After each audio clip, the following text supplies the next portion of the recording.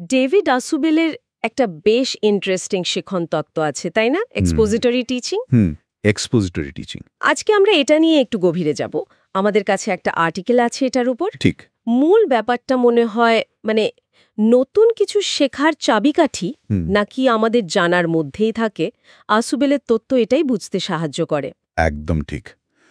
আজকের আলোচনার উদ্দেশ্য তাই, কিভাবে সরাসরি পাওয়া তথ্য থেকে আমরা অর্থপূর্ণ জ্ঞান তৈরি করতে পারি, শুধু শুনে বা মুখস্থ করে নয়।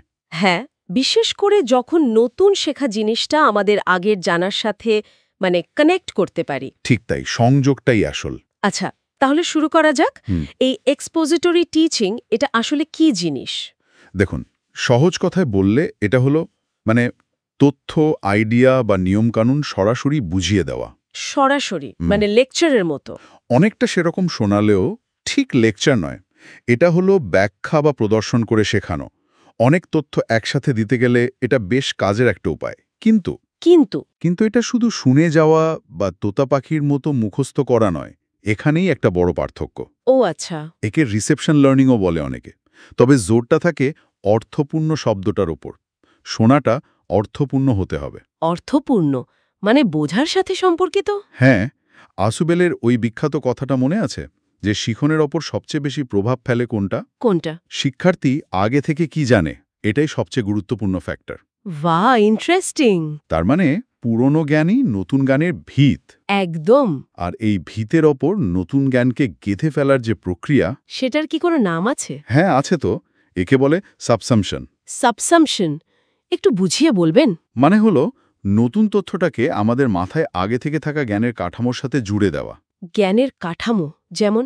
এই ধরুন, আমাদের মনে বিভিন্ন ধারণার একটা নেটওয়ার্ক থাকে তো, যেটাকে স্কিমাও বলা যায়। হ্যাঁ, স্কিমা। তো নতুন তথ্য এলে সেটাকে ওই নেটওয়ার্কের সঠিক জায়গায় ফিট করা। যেমন ধরুন গণিতের ক্ষেত্রে। আচ্ছা। প্রথমে আমরা সংখ্যার ধারণা পাই, তারপর সেটার উপর ভিত্তি করে যোগ বিয়োগ শিখি, তারপর গুণ ভাগ, তারপর আরও জটিল সমীকরণ।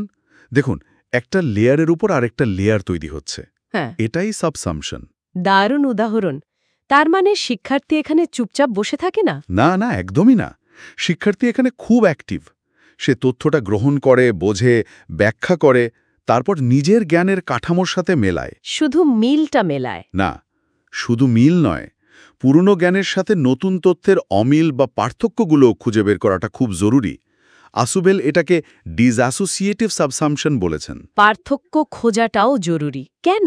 কারণ পার্থক্যগুলো স্পষ্ট হলে দুটো জিনিসই ভালো মনে থাকে।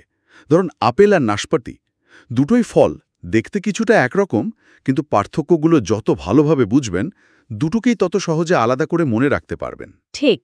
যদি পার্থক্যটা খুব কম হয় বা আমরা ধরতে না পারি, আসুবেল বলছেন, তাহলে ভুলে যাওয়ার চান্স বাড়ে। জিরো ডিসোসিয়েবিলিটি হলে মুশকিল। ইন্টারেস্টিং। তাহলে শেখা শুধু যোগ করা নয়, পার্থক্য করাও। ঠিক, দুটো মিলিয়েই জ্ঞানটা পোক্ত হয়। আচ্ছা, এই যে সংযোগ তৈরি করা বা পার্থক্য বোঝার কথা বললেন, এটা সহজ করার কি কোনো উপায় আছে? শিক্ষকরা কি কিছু ব্যবহার করেন? হ্যাঁ, অবশ্যই। আসুবেল একটা খুব কাজের জিনিসের কথা বলেছেন, অ্যাডভান্সড অর্গানাইজার। অ্যাডভান্সড অর্গানাইজার, সেটা আবার কি?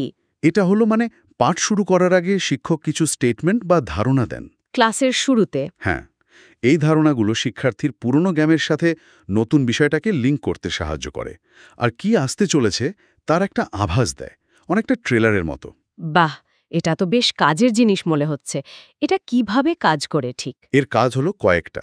প্রথমত, পুরনো জ্ঞানের যে অংশটা নতুন পাঠের জন্য দরকারি সেটা মনে করিয়ে দেওয়া। আচ্ছা। দ্বিতীয়ত, নতুন তথ্যের সাথে পুরনো জ্ঞানের সম্ভাব্য মিল বা অমিলগুলো একটু হাইলাইট করা।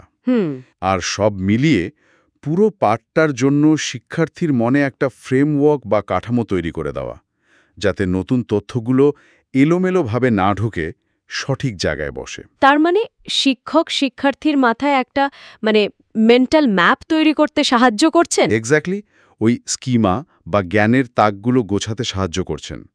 এটা নিশ্চিত করে যে নতুন তথ্যগুলো বিচ্ছিন্ন দ্বীপের মতো না থেকে পুরনো জ্ঞানের সাথে যুক্ত হচ্ছে।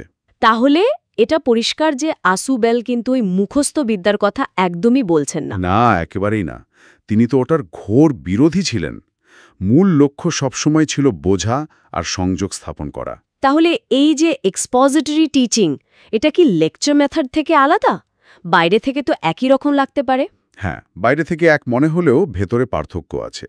কার্যকর এক্সপোজিটরি টিচিং আসলে শিক্ষার্থীর মধ্যে অর্থপূর্ণ রিসেপশন লার্নিং ঘটায়। অর্থপূর্ণ রিসেপশন লার্নিং? হ্যাঁ, মানে শিক্ষার্থী তথ্যটাকে শুধু শুনেই যাচ্ছে না, সে সক্রিয়ভাবে সেটাকে প্রসেস করছে, নিজের জ্ঞানের সাথে মেলাচ্ছে, সাজাচ্ছে। এই প্রক্রিয়াটাই ভবিষ্যতে শেখাকে আরও সহজ করে তোলে। তার মানে মূল্যায়নটাও মুখস্থ বিদ্যার উপর হওয়া উচিত নয়। একদমই নয়। মূল্যায়ন হওয়া উচিত সে কতটা বুঝতে পারল, কতটা সংযোগ করতে পারল সেটার উপর। কে কত পাতা মুখস্থে বলতে পারল সেটার উপর নয়। এটা তো ক্লাসরুমের বাইরে নিজে নিজে শেখার ক্ষেত্রেও কাজে লাগতে পারে। অবশ্যই। নিজে যখন কিছু পড়ছি বা শিখছি, তখনও যদি আমরা একটু ভেবে নিই যে এই বিষয়ে আগে কি জানি, তাহলে নতুন তথ্যটা আত্মস্থ করা অনেক সহজ হয়ে যায়। তাহলে এই পুরো আলোচনার সারমর্ম যদি করি, এক্সপোজিটরি টিচিং তখনই সফল হয় যখন আমরা নতুন তথ্যকে আমাদের আগের জ্ঞানের সাথে অ্যাক্টিভলি, মানে সক্রিয়ভাবে বুঝে শুনে যুক্ত করতে পারি। এটাই অর্থপূর্ণ শেখা। একদম ঠিক। আর এর প্রয়োগ কিন্তু সব জায়গায়।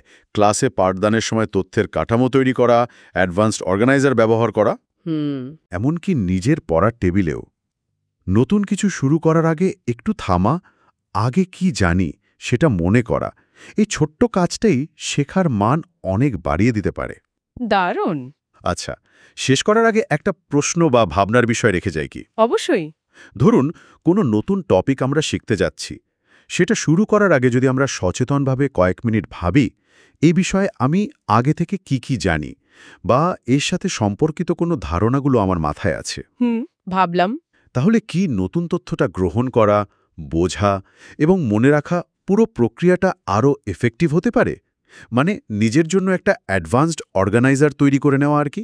এটা তো দারুণ একটা চিন্তা। নিজের পূর্বজ্ঞানকে সচেতনভাবে ব্যবহার করা, এটা নিয়ে ভাবার মতো। হ্যাঁ, একটু ভাবা যেতে পারে।